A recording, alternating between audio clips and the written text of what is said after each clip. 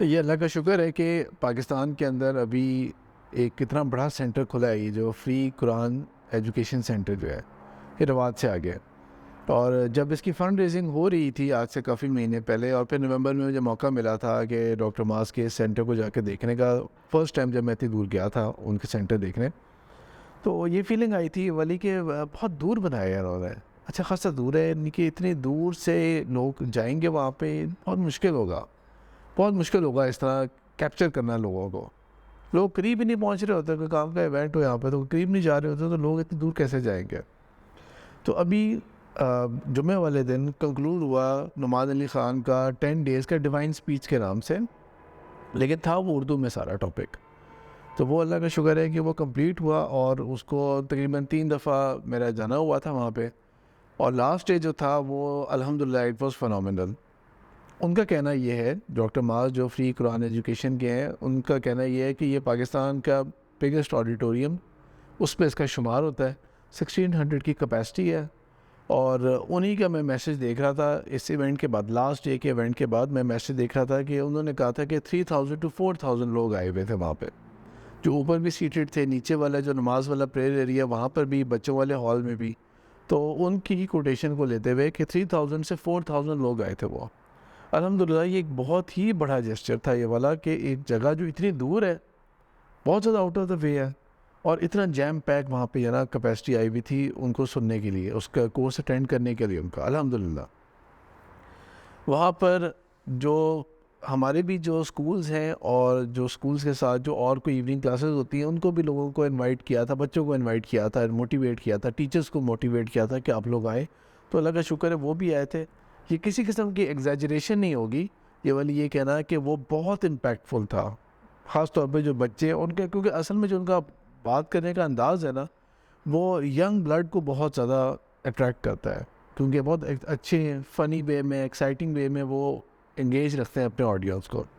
बड़े भी महसूस होते हैं, लेकिन जो स्पेशली जो यंग ब्लड है ना, उनके लिए वो बहुत अट्रैक्टिव है। अल्हम्दुलिल्लाह सब बच्चे जो वहाँ पे गए थे, जिनको मैं ज़ाती तौर पे जानता हूँ, तो दे वर वेरी एक्साइटेड, इतने एक्साइटेड थे कि उन्होंने, उनको ये था कि हमने इनसे मिल के जाना है।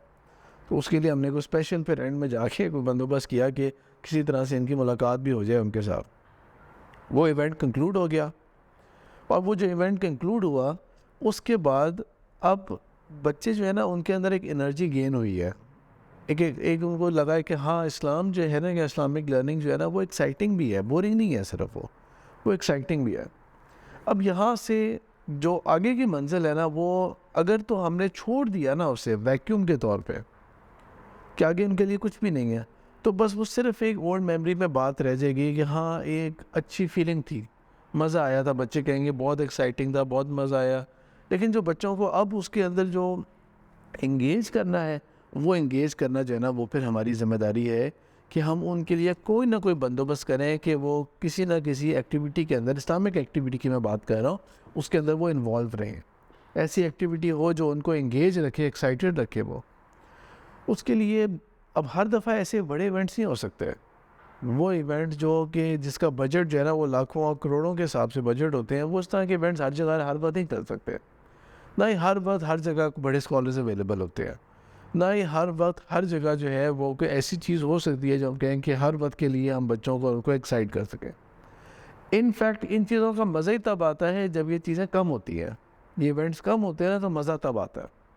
इसी को अगर आप रेगुलर बेस पे बना देंगे ना, तो वो मज़े वाली बात नहीं रहेगी फिर वो वाली। साल में एक इवेंट है, 2 साल बाद एक इवेंट है।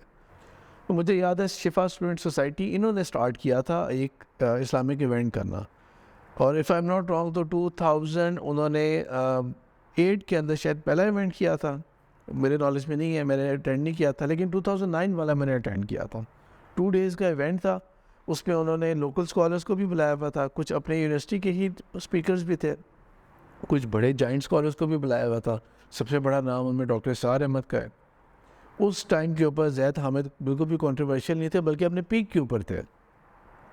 तो उनका जो इवेंट था उसने तो बहुत ऑडियंस कैप्चर की थी। वो मुझसे गलती हो गई थी, बल्कि मैं थोड़ी देर के लिए उनके इवेंट से पहले मैंने कहा चलो मैं बाहर जाके कोई पानी शानी पी के आ जाऊँ, कुछ रिफ़्रेश हो जाऊँ।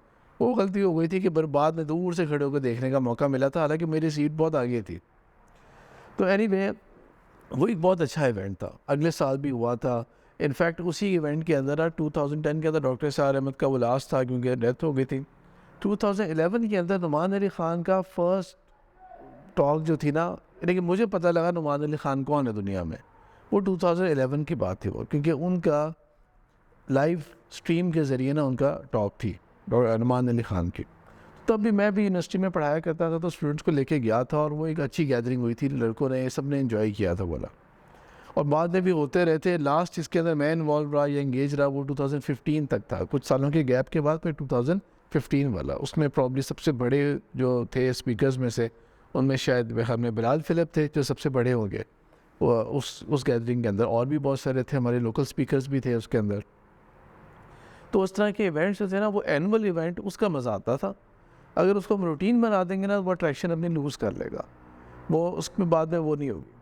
तो जो असल पॉइंट मैं रेज़ करना चाहता हूँ ना, वो ये है कि ये तो हो गया कि एनुअल इवेंट्स का मज़ा आता है इस तरह करके, लेकिन आम रूटीन के अंदर बच्चों को या यंग बॉयज़ और गर्ल्स को, यंग ब्लड को, चाहे वो यूनिवर्सिटी गोइंग क्यों ना हो, उनको किस तरह इंगेज करके रखना है आपने दीन के साथ। उसके लिए कोई ना कोई अपनी कम्युनिटी लेवल के ऊपर, अपने नेबरहुड के लेवल के ऊपर, अपनी फैमिली लेवल के ऊपर ना, ये हम सब की, मेरे समेत हम सब की जिम्मेदारी है कि हम उनका बंदोबस्त करें, दूसरों के आसरे पे ना रहे कि कोई और करके देगा।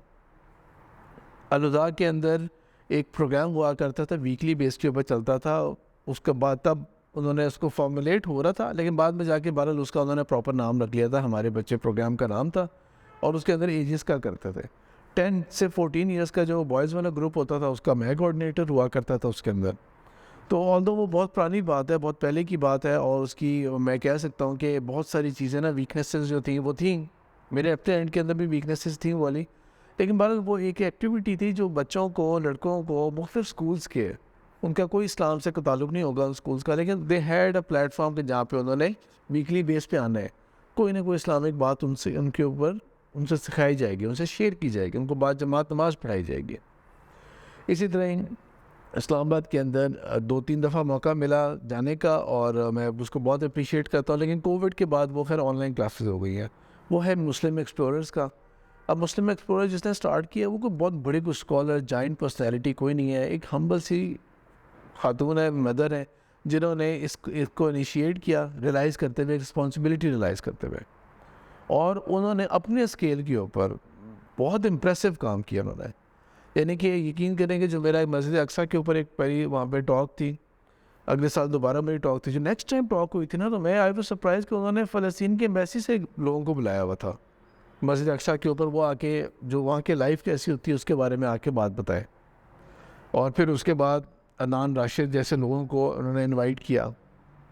और इनफैक्ट 2021 के अंदर शेख इमरान हुसैन जब पाकिस्तान आए थे, तो मुझे उनके ज़रिए पता लगा था कि वो आए हुए हैं। तो वो एक, मतलब कि वो एक बहुत अच्छी एग्जांपल है कि एक हम्बल से खातून है वो, और उन्होंने किस तरह से अपने बच्चों के लिए और अपने फिर उस तरह से सर्कल के लिए उन्होंने कितना अच्छा प्रोग्राम अरेंज किया। लाइकवाइज अपने घरों के अंदर किसी इदारे का वेट ना करें, कोई इदारा अनाउंस करेगा। अगर आपको अपने बच्चों की फ़िक्र है ना, तो कोई ना कोई वीकली प्रोग्राम अपने बच्चों के लिए आप लोग घरों के अंदर अरेंज करना शुरू करें। एक फैमिलीज़ का सर्कल जहाँ पे मैं रहता हूँ उधर हमने करने की कोशिश की थी कि तब वो सब स्कूल गोइंग बॉयज़ थे, अब तो माशाल्लाह सब यूनिवर्सिटी लेवल पे चले गए हैं। तो वो स्कूल गोइंग बॉयज़ थे तब, तो वो भी ये किया था कि जो फैमिलीज़ थी, तकरीबन 4-5 फैमिलीज़ थे, उन सब के बच्चे थे, मैंने कह दिया कि ठीक है, मैं इनकी क्लास कर लिया करूँगा वीकली बेसिस पे, आप लोग किसी एक के घर के अंदर वॉलंटियर कर लें। एक ने घर वॉलंटियर कर लिया, और एक ने कह दिया कि आप लोग खाना हमारी तरफ से हुआ करेगा हर दफ़ा का। और मैंने ये रिक्वेस्ट की थी उन्हें कि खाना ये ना बना के देना जो हम खा रहे होते हैं ये वाला, कि ये आज पुलाव बना हुआ है यार, आज फलानी चीज़ बनी हुई है। खाने वो बनाना जो बच्चों के लिए अट्रैक्टिव हो, जो बच्चों के लिए अट्रैक्टिव चीज़ हो। यानी कहने का मतलब है पिज़्ज़ा टाइप चीज़ हो जाए, पास्ता टाइप चीज़ हो जाए, बर्गर टाइप चीज़ हो जाए। वो यकीन करें कि बस पहली क्लास के बाद या दूसरी क्लास के अलावा, यानी कि टोटल 2 दफ़ा के अलावा, मुझे नहीं पता कि बाद में वो जो खाना आया करता था ना, वो कौन कौन सी कुज़ीन होती थी। ये मोरक्कन डिश आज बनी हुई है, आज फलानी बनी हुई है, यानी कि बच्चे उसके लिए एक्साइटेड होते थे कि वो भी कोई मज़ेदार कोई चीज़ होगी, आज क्या किसके घर से क्या स्पेशल चीज़ आ रही है वो। और मुझे कुरान के साथ टॉपिक्स मैंने पिक करके और उनके साथ बच्चों के साथ डिस्कशन का मौका मिलता था, और मैंने उसको बहुत हद तक डिस्कशन क्लास रखा था। किसी मौके पे मुझे इंटरफेयर कर लें और कोई भी सवाल पूछ ले वो, किसी भी मौके पर इंटरफेयर कर लें और कोई भी सवाल पूछ लें। ऐसा नहीं है कि मैंने बस अभी चुप एंड में क्यूए सेशन होगा, ऐसा कोई नहीं।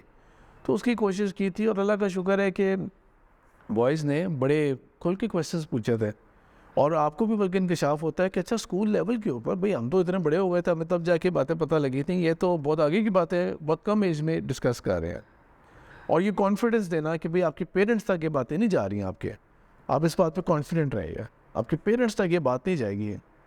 इनफैक्ट अगर किसी के पेरेंट ने कोई बात करना भी चाहिए थी ना, तो इस चीज़ का बहुत ख्याल रखा था कि पेरेंट्स की बात बच्चों तक और बच्चों की बात पेरेंट्स तक ना पहुँचे, तो उसको बीच में अच्छी तरह से क्वेश्चन किया जाए उसे। फैबुलस फन फ्राइडे के नाम से एक अवार्ड प्रोग्राम है जिसको स्टार्ट किया है फ़ज़ाइया कॉलोनी के अंदर। अब वो क्या है, बहुत सिंपल सा है, बहुत सिंपल सा और बहुत हम्बल। बच्चों के लिए असर की नमाज का अरेंजमेंट होगा, तो एक्सेस जो है ना वो असर की नमाज है। उससे पहले गेम्स होगी बच्चों की, वॉलीबॉल रख लिया, उसके अंदर बैडमिंटन की गेम्स रख ली, कोई ना कोई गेम रख ली पहले, वो वेट टाइम भी गुजर जाता है उसमें अच्छी तरीके से। पास स्टार्ट हो जाए, बच्चे आ ही नहीं रहे, तो पहले स्पोर्ट्स रख ली ना, तो बच्चे आ गए और ख़ुद एक्साइटमेंट में आए कि भाई मेरी टर्न मिस ना हो जाए। थोड़ी सी गेम्स की बच्चों ने, असर की नमाज हुई, उसके बाद अंदर बैठ के एक टॉपिक के ऊपर डिस्कशन होगी। वो जो मेरा एक टॉक है जनरेशन जी के ऊपर, तो वो बेसिकली उसी बैकग्राउंड के अंदर ही थी। बच्चों के साथ जो मैं बातें कर रहा था वो उसी सेटिंग की है। वो कोई बहुत फॉर्मल किस्म की क्लास नहीं है, बस स्टार्ट कर लिया, टॉपिक्स पता है कि टॉपिक्स से डिस्कस करने, हाँ जी आप बताएं क्या हुआ था स्कूल के अंदर, ऐसी बात कभी सुनने को मिली, कभी ये बात बुरी लगती है, ये बात तो अच्छी लगती होगी ना, इस बात से तो बड़ी जान जाती होगी, बस इतना करके ना डिस्कशन होगी, अच्छी तरह से डिस्कशन करनी। वो इंगेज होते हैं, वो डिस्कस करते हैं, वो बातें करते हैं, एंड में थोड़ा बहुत हल्का फुल्का रिफ्रेशमेंट्स का बंदोबस्त, जो कि बर्डन ना हो ज़्यादा, यानी कि बस जूसेस हो गए, और अगर पॉसिबल है तो कुछ फ्रेंच फ्राइज या चिप्स वगैरह या कोई ऐसी चीज़ करके कर लिया, एंड दैट इज़ ऑल, कोई बर्डन हो। इसी तरह बिल्कुल आप लोग अपने घर के बारे में एक चीज़ सोचें। आपके अपने घर के अंदर बच्चे होंगे या किसी के बहन भाई होंगे सेज ग्रुप के, तो 2-3 घर पीछे आगे भी होंगे, 4-5 घर पीछे भी होंगे, उधर भी बच्चे रह रहे होंगे। अगर आप गौर से देखें ना, तो आप लोग बड़े आराम से 8-10 बच्चों का ग्रुप बना सकते हैं और वहाँ पर उनको इनवाइट करें। इसी तरह ही लड़कों का ग्रुप बना लें, कभी लड़कियों की क्लास हो रही है, कभी लड़कों की क्लास हो रही है, और इस तरह के बहुत हम्बल बिगिनिंग के साथ ट्राई तो करके देखें ना। दम से ये ना कहेंगे हाँ ये कैसे होगा वैसे होगा, ट्राई तो करके देखें उससे। आप बहुत सिंपल से इस्लाम के टॉपिक्स हो, बंदा होना चाहिए जिसको बच्चों के साथ ना कम्युनिकेट करना थोड़ा बहुत आता हो, और बहुत फॉर्मल तरीके से क्लास नहीं करनी वो, और उनको थोड़ा सा एंगेज करें। कभी कोई गलती हो भी गई तो कोई बड़ी बात नहीं है, कंपनसेट हो जाएगी वो, लेकिन ये एक एफ़र्ट जो होगी ना, ये इंशाल्लाह वो बीज डालेगी बच्चों के अंदर, जो इंशाल्लाह कोई ना कोई उनके सब कॉन्शियस में हो गया। अदरवाइज़ देखें कि हर बच्चा इस्लामिक स्कूल नहीं जा सकता, इतने अच्छे इस्लामिक स्कूल हैं भी नहीं हमारे पास, और जो होंगे भी वो भी बहुत लिमिटेड कम होंगे कि सब बच्चे जा भी नहीं सकते उसके अंदर, सबका सब एडमिशन नहीं हो सकता, और इतने सारे प्रॉब्लम्स होते हैं कि मैट्रिक का रिज़ल्ट ऐसा है, ओ लेवल्स ऐसा है वो, तो वाई नॉट के हैव सच गैदरिंग्स जिनके अंदर वो बच्चे जिनका इनमें से इस्लामिक स्कूल से कोई भी ताल्लुक़ ना हो, लेकिन वो भी आपके साथ ना कहीं एंगेज हो, कभी ना कभी एंगेज हुए हो। और जिस तरह मैं अभी बात कर रहा था मुस्लिम एक्सप्लोरर्स की, सरप्राइजिंगली स्कूल के ट्रिप से हम लोग गए हुए थे रोहतास फोर्ट, वहाँ पे वो भी ट्रिप लेके पहुँचे हुए हैं। हालांकि वो स्कूल नहीं था, लेकिन उन्होंने कहा था कि वहाँ पे भी हम जाके कोई ट्रिप करेंगे।